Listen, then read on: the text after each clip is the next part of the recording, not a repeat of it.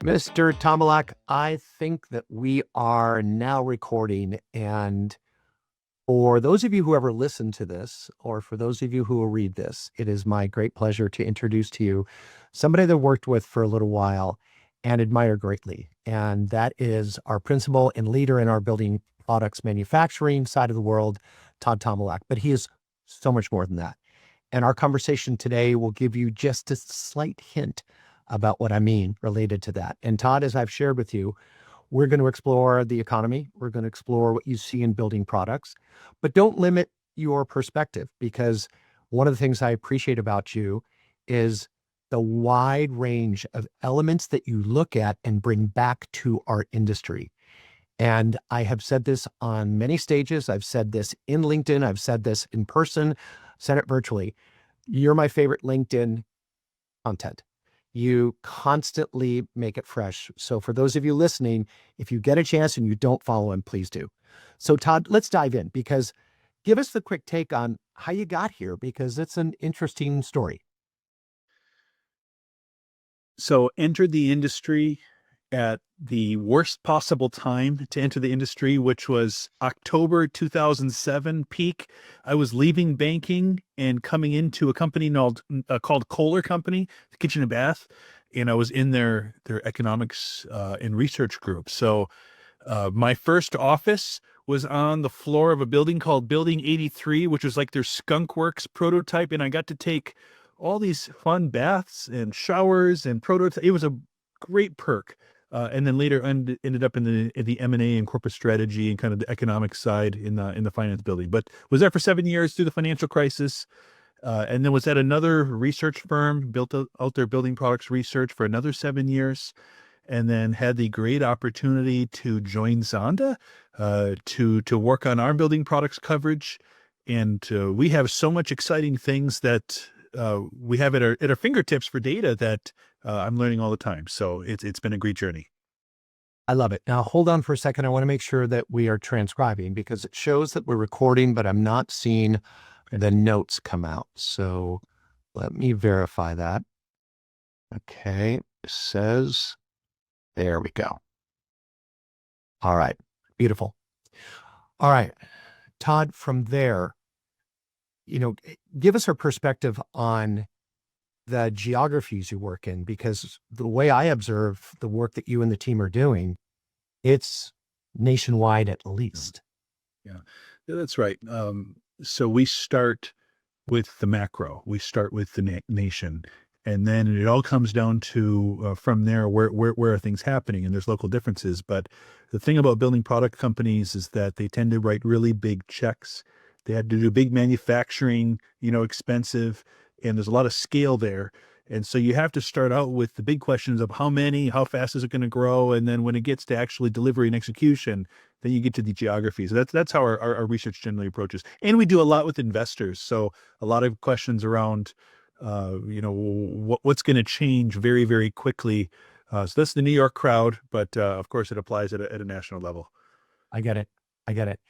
Well, the world right now, and we're in the summer of 2025, the world right now is fascinating. I think it's the Chinese that said, may you live in interesting times, and we certainly live in interesting times. As we think about some of the economic policies that are part of our current administration and what I would call the economic whiplash that's been going on, let's zero in on tariffs, because tariffs for the building product side of the world are so relevant.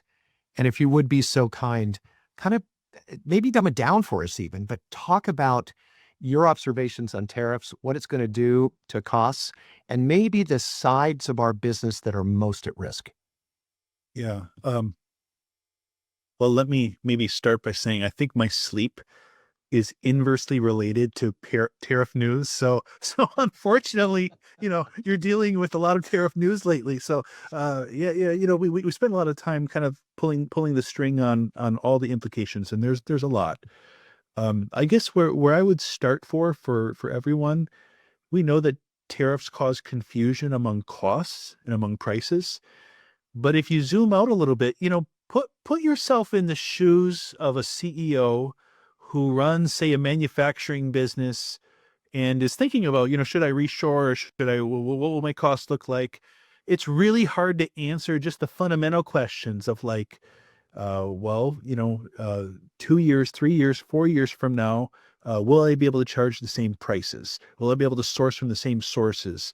Even the capital providers to them, they typically look at the credit worthiness of these businesses, and they have to start by like margin reliability and what their cost. It's really hard to even figure out like a discount rate of how you think about their business. So it adds a lot of confusion. The short answer for what we thought of this August, we just published a new forecast, is we think that this new wave of tariffs are going to raise prices for builders. Bricks and sticks cost of around 5.5% for the year. That's loaded in the second half of this year. You get all sorts of different numbers on how much costs are impacted directly by different categories. The short answer is 5.5% includes 2% inflation. It includes about 2% increase directly from the tariffs. But then you also have domestic manufacturers that they don't have their cost increasing at the same amount, but they're going to try to raise their prices a little bit. So what should you plan for? We think about 5.5%. That's better than 9%, which is what we thought earlier. A lot of that's due to other timing and other adjustments that happened. So it's encouraging to see. We still see some rapids ahead. There's a little thing called this Section 232 anti-dumping duty. We're going to hear more about that, I'm guessing, around December when the initial report comes out, and then there's a presidential decision that comes out this spring. That means that you can just buckle up and prepare for a lot of lumber volatility and maybe volatility in aluminum and steel. And the rest of your business will be a little bit more predictable, but those little three pieces will be an adventure. More to come on that. That makes sense. And, you and I live and die by data, and we have an advantage at Zonda because we have proprietary data, but we also use some of the government generated information, not the least of which is the Bureau of Labor Statistics, BLS. And you have been tracking a great deal of this data, the government data. Give us your take on the BLS, because I want to remind our listeners that there was a layoff of the head of the BLS in just this last week. And also, there are some concerns from our standpoint about the accuracy of the data. So dive in, please. So I am not political. You won't hear me opine on which. And in fact, I think the issue that was happening with the BLS data most likely was not manipulation, but it is degradation. Just to give you a sense of what's happening within the underlying number. This is the prior head of the BLS. We have it's a verbatim audio quote. You can hear it say it in his own voice. We played it at the Builder 100, where he said that the data process was dead. It was dying. It was decaying. He was very transparent. What we mean is right now, if you take a simple number like the inflation statistics CPI, which is what's cited, moves the markets because it might move Fed policy. Did you know that about a third of the inputs to CPI are estimated right now or imputed by economists?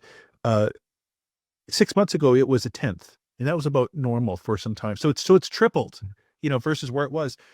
2019, it's up 6x from 2019. What's happening is just the processes of collecting data, as the prior head said, they're decaying. And so not only are the numbers less dependable, but this isn't just inflation. This is a lot of the housing numbers that we rely on. Income growth, it's overstated. Numbers from immigration, which we use to infer where housing should go. Very likely evidence from the Chicago Fed is overstated by at least a couple million. So you pull on this, and what it means is it just gets harder to do business. It also means that observational data like Zonda collects becomes just much more practical. Of course, if the census stopped publishing housing starts data tomorrow, we don't want them to do that. But if they did, we would still have housing start data because we collect it. So that's a useful place for us to be in, just in terms of gauging where the world continues to spin and where the market moves. Some of the things that you have been thinking about, writing about, analyzing has to do with the mix of slowing versus growing housing markets. And you call it a statistical phenomenon. So dive into that, because Ali Wolf, our chief economist, and you spend a lot of time talking about this. Our projections, market by market, are impacted by this. But talk to us about that. So this is one of those things that when you see something that's rare or really, really unusual, it's worth zooming in and trying to understand, like, when was the other times that we saw this? So yeah, what I was referring to was it's normal. Of course, all housing markets are local. So different markets appreciate at different paces. They all have their own little economy and they move. So that's normal. What's very unusual is the current mix of how many markets are softening at the same as what percentage of markets are growing. The current distribution of how this market feels nationwide. We've compared this distribution to every other monthly housing market since 2000. So roughly 25 years worth of data. And October 2012, around the time that we saw all these single family rental investors, Invitation Homes coming to market and buying a bunch of distressed properties. Remember how uncertain, like, was it bottoming? Was it beginning to turn? That's statistically the most similar market to right now in terms of home price distribution. Interestingly, the other one was October of 2007, the month that I joined Kohler that I talked about, which was a little bit more scary. But I just keep reflecting on that. The distribution that we're seeing right now, this statistical abnormality, it's a signal of a turning point. It's a signal of movement. And so it just means that we really need to pay attention very closely, because what we saw 6 months ago or a year ago is likely to look very different than what we see, ahead. So it's more of a yellow light than anything else. I getcha. And, I was mentioning all the levers that are being pulled, and those levers are bringing uncertainty into the market. And you've often used the term a deer in the headlights for certain segments. Explain that a little bit more, because it's an important consideration. We need to get this segment off of the fence and be unafraid. Yeah. We're seeing some things happening in the data now that what we sent out in our most recent forecast report is that the market's transitioning from mortgage rate lock-in effect, which is where we've been living for some time, and it just means that higher rates are kind of keeping some people in their homes. We knew that. But among those who could move, that maybe have the means to move but aren't, the fear and uncertainty is that's the deer in headlights, where they can move, but they're effectively frozen. And we're seeing this in a few sources of data. I'll just give you one. People who are worried about losing their jobs don't buy cars, they don't move, they don't remodel their home, because they're worried about where the future would be. So one of the things that we've seen come up, the University of Michigan survey, if you just take the top third of income and only look at those households, one of the questions that I like a lot is just how many of those households put a greater than 50% chance of they think they'll lose their job in the next 5 years. Normally it's very, very stable, doesn't jump up at all. In the last 6 months, we saw it break out of prior historic, not just the range, but the prior historic top. We've never been at levels like we've seen right now in terms of the percentage of households that are at least worried about losing their jobs in the next 5 years that are in the top income basket. That's really unusual. And we saw a little bit of similarity, although to a lower level, in the early 1980s, which was the last time the Fed fought inflation. And what was interesting then was when that happened last time, it was kind of the seventh inning of when the economic slowdown was happening then. So meaning 9 months later, we were in a recovery. That was the type of thing that happened when things began to look very, very serious and we saw rates come back down. So we're watching it very closely. What our sense is that, during, this is a little bit of a left turn, but coming out of the financial crisis, it's not lost on us that the part of the market that rebounded earliest was luxury consumers. And you might remember this. There was a surge of Tiffany's jewelry sales that happened around 2009, the spring of 2009, right at the pit of, when the housing market was near its worst. And what we saw happen was these people who were buying, luxury affluent customers who were buying Tiffany's jewelry were buying them and putting them in brown paper bags because they didn't want to advertise, amid the greatest financial, consequence that we've seen in some time, that they were doing this conspicuous consumption. So you saw luxury spending that was inconspicuous. So we saw companies like Kohler and others come up with building products and housing designs that were luxury but very understated. There was a product that was called honed white that was kind of very matte white and is beautiful. But the idea was we want to appeal to those Tiffany buyers that didn't want to showboat but still wanted nice things. That's what I'm watching for, Tim. We'll see that group come. We hope. Yeah. Well, like I said, I've been paying attention to some of the indicators, and maybe this is the wrong indicator, but how about alcohol consumption? What's happening with that right now? Oh, you caught that one. So that is just wild. Yeah. So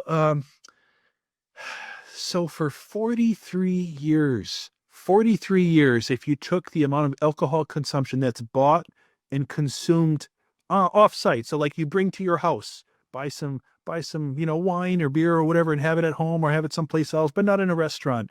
The level of alcohol consumption per adult, adjusting for cost, basically didn't move around at all for 43 years, from the mid-1970s until about 2015.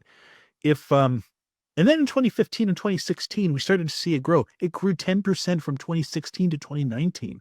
10%. It hadn't moved that much in 40 years. And then COVID hit, and it grew another 10% per capita. People are just drinking at home, which is a little bit sad. The levels that we're at right now are, this is, if I didn't see it in the data, I wouldn't believe it.